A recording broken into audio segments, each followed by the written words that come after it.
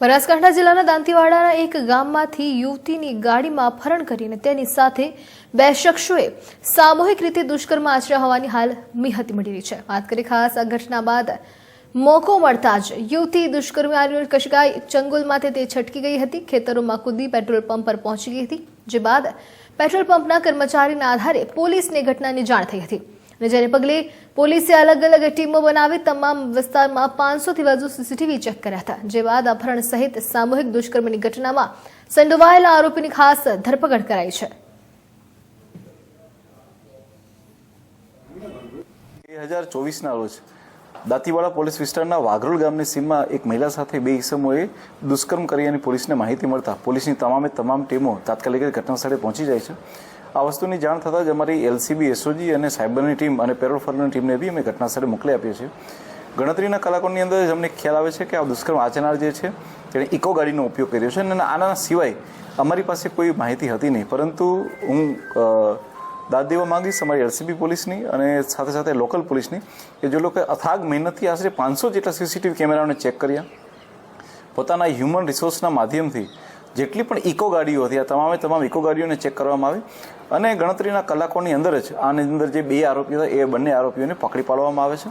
જે બંને આરોપીઓ છે તેનું નામ છે અનુક્રમે વિનસિંહ ઉર્ફે વિનુસિંહ કનુસિંહ સોલંકી, રહે સખરાણી, મોટાવાસ, પાલનપુર। સેકન્ડ નંબરનો આરોપી છે એનું નામ છે વાલસિંહ ઉદયસિંહ સોલંકી, રહે સામડી, મોટાવાસ, તાલુકા પાલનપુર। આ બંને આરોપીઓને પોલીસે ઝડપી પડ્યા છે અને એમની ઓળખપણ પણ કરવામાં આવી છે। આ સિવાય એમને કોર્ટમાં રજૂ કરીને તેમના આગળના ફર્ધર રિમાન્ડ પણ માંગવામાં આવેલા છે। અમને જણાવું કે જે બંને ઈસમ હોય છે એમણે સાંજના આશરે 7:30 વાગ્યાની આસપાસ જે છે એ મહિલાનું અપહરણ કર્યું હતું અને ત્યારબાદ પોલીસને જાણ થતાં જ પોલીસે જે રૂટ હતો એ રૂટને આખો પોલીસ દ્વારા ટ્રેક કરવામાં આવે છે કે કયા રૂટથી કયા પોસિબલ રૂટ છે જેની ઉપરથી એ લોકો મહિલાને લઈ ગયા હશે। આ સિવાય પોલીસની પાસે જે ટેકનિકલ ટીમ હોય છે તેની મદદથી અમે લોકોએ અલગ અલગ ઘણા બધા વિસ્તારના ટાવર ડમ્પ લીધા હતા, જેથી કરીને કોઈ પણ જગ્યાએ આરોપીએ જો કોઈ સેલફોનનો ઉપયોગ કર્યો હોય કે બીજી કોઈ પણ વસ્તુનો ડેટાનો બી ઉપયોગ કર્યો હોય તો અમે લોકો જે છે તેને ટ્રેક કરી શકીએ।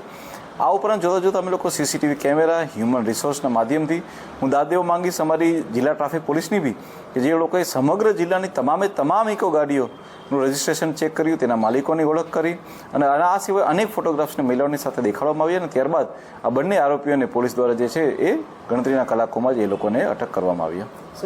અમને જણાવું કે